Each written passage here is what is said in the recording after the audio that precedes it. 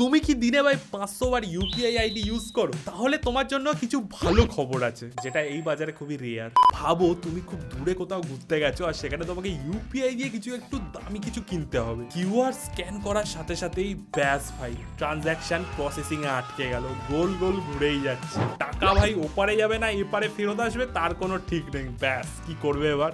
16 জুনের পর থেকে এই প্রবলেমটা আর তোমার সাথে হবে না, কারণ ইউপিআই তে নতুন এই 3টে আপডেট আসতে চলেছে। নাম্বার 1, যেই ইউপিআই ট্রানজ্যাকশন শেষ হতে 30 সেকেন্ড মতন লাগতো সেটা এবার থেকে মাত্র 15 সেকেন্ডে হয়ে যাবে। এমনকি ইউপিআই আইডি লেখার পরে যে ভেরিফাই হওয়ার টাইমটা লাগায় সেটাও 15 থেকে 10 সেকেন্ডে নেমে আসতে চলেছে। নাম্বার 2, যদি কোনো তুমি পেমেন্ট করে থাকো আর সেই পেমেন্টটা কোনো কারণে ফেলড হয়ে যায় তাহলে 10 সেকেন্ডের মধ্যে তোমাকে ট্রানজ্যাকশন ফেল দেখিয়ে তোমার টাকাটাও রিভার্স হয়ে যাবে। নাম্বার 3, আর সব থেকে হেল্পফুল, যদি কোনো সার্ভার ইস্যু থাকে, সার্ভার বিজি থাকে বা নেটওয়ার্ক প্রবলেম থাকে আর সেই টাইমেও যদি তুমি 500 টাকা তোমার অ্যাকাউন্ট থেকে কাউকে পাঠাও তাহলে ইনস্ট্যান্টলি ফেলড হয়ে যাবে আর ব্যাংক থেকে ভাই সেই টাকাটা কাটবেই না। আর এরকমই হালকা টেক ভিডিওস আরো দেখতে হলে হালকা টেক সাবস্ক্রাইব করে নাও।